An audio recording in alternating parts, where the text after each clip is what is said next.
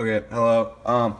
So the piece that I'm evaluating today is the Tantric Temple banner of a dancing goddess flanked by Pakinis.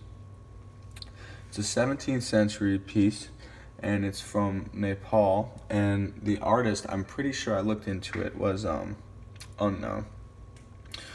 So this was made as a banner on cloth with black oil, and the woman here with the 18 arms, she's called the White Tara, who is the female counterpart to Badhista.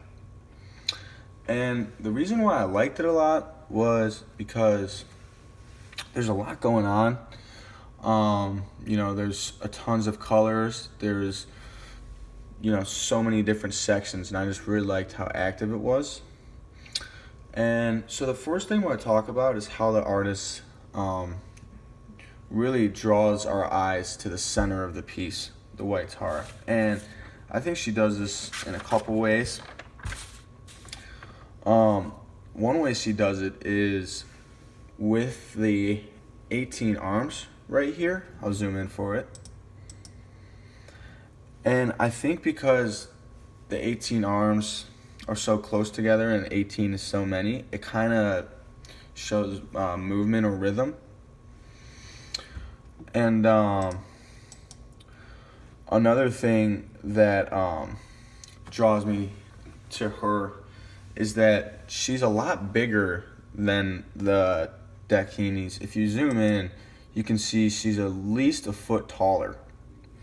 So I think that's another big reason why it draws me in.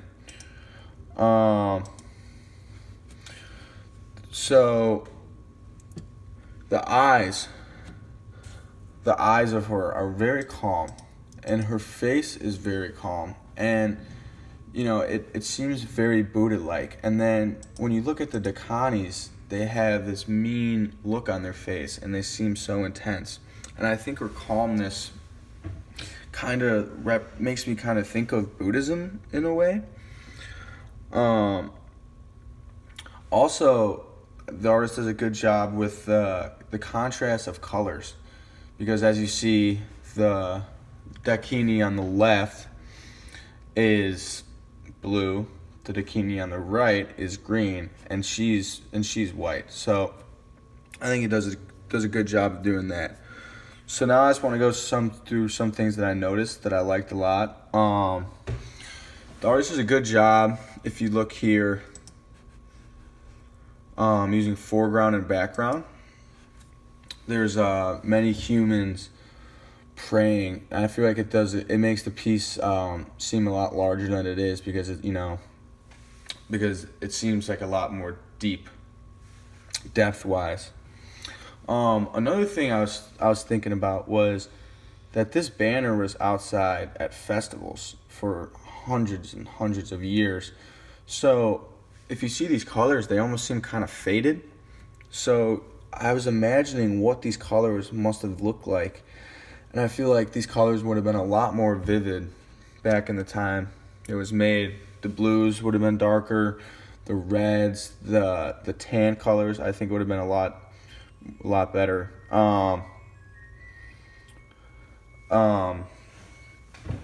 Another thing I liked was how the bikinis, they're stomping on nude men, and it said in the description that nude men represent ignorance. So that made me think. I wonder why does nude men represent ignorance? Could it be a sexual thing? It just made me think. I thought that was really interesting. And then if you look at the top, there are 9 heads, and it's either a very scary looking skull or a human face. And so then I'm trying to think what that says to me. It kind of makes me think that it shows that humans can be evil even if they don't look like it.